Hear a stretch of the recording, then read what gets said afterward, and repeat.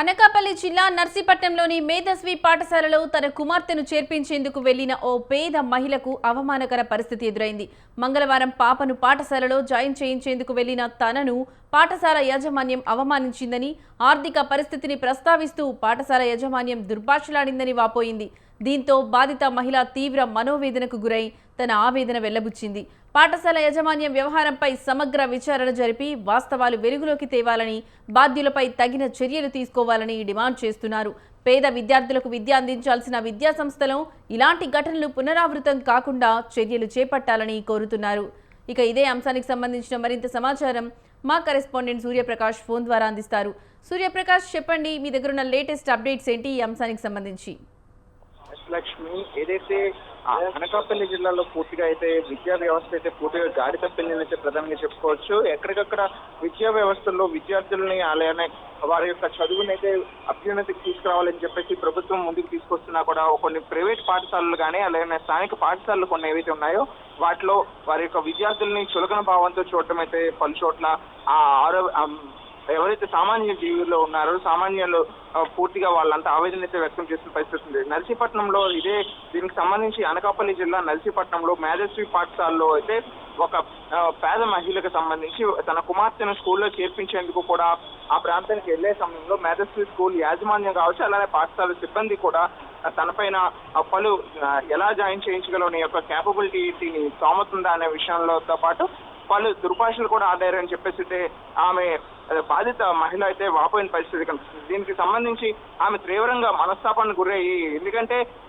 ఇప్పుడున్న రోజుల్లో పిల్లలకు విద్యను అందించడమే ప్రతి ఒక్క తల్లిదండ్రుల బాధ్యతగా అయితే భావిస్తుంటారు. అటువంటి ఏదో కష్టమో నష్టమో చేసుకొని తన బిడ్డను అయితే అక్కడ జాయిన్ చేయడానికి తీసుకెళ్తున్న సమయంలో కూడా అక్కడ వాళ్ళు చూపించే విధానంతో, అంటే రేపు అదే స్కూల్లో తన పాపను జాయిన్ చేసినా కూడా ఇలానే హెచ్చు తగ్గులు చూపిస్తారనే ఉద్దేశంతో అయితే ఆమె తీవ్రంగా ఆవేదన వ్యక్తం చేసి దాదాపు స్థానికంగా ఉన్న మీడియా వ్యక్తులతో అయితే తను వాపోయిన పరిస్థితి కనిపిస్తుంది. దీనిపైన ఇప్పటికైనా సమగ్రంగా ఎవరైతే డిఈఓతో పాటు అలానే జిల్లా అధికారులు ఎవరైతే ఉంటారో విద్యాశాఖకు సంబంధించి వాళ్ళంతా కూడా దీనిపైన తగిన చర్యలు తీసుకోవాలని, ఏదైతే మేధస్వి పాఠశాల ఉందో మేధస్వి పాఠశాల యాజమాన్యం పైన అయితే కఠిన చర్యలు తీసుకోవాల్సిన అవసరం ఎంతైనా ఉందనే విషయాన్ని కూడా ఆమె తెలియజేశారు. ఎందుకంటే ప్రధానంగా స్కూల్స్ చిన్నపిల్లల వయసులో ఉండేటప్పుడు వాళ్ళకి అసలు కనీసం ఇటువంటి తారతమ్యాలు తెలియకుండా ఉండేందుకే యూనిఫామ్స్ కానీ అలానే ఏవైతే స్కూల్ అందరూ కూడా ఒకే రకంగా ఉండడానికి అన్ని ఏర్పాట్లు కూడా చేసే విధంగా స్కూల్లో కూడా అన్ని ఒకే విధంగా ఉండాలని చెప్పేసి యూనిఫామ్ సెక్టర్స్ తీసుకొస్తారు. ఆ విధంగా పిల్లలకు తెలియకుండా ఉండాల్సిన అవసరం ఎంతైనా ఉంటుంది. కానీ ఇలా పిల్లల ముందే తన యొక్క పాపని తక్కువగా చేసి చూడటానికి అయితే ఆమె తట్టుకోలేక ఆవేదన వ్యక్తం చేసిన పరిస్థితి కనిపిస్తుంది. ఇప్పటికైనా సరే స్కూల్ యాజమాన్యం పైన జిల్లా యంత్రాంగం కఠిన చర్యలు తీసుకోవాలని చెప్పేసి ఆమె కోరడం అయితే జరుగుతుంది. Lakshmi. Right Suryaprakash, thank you for the updates.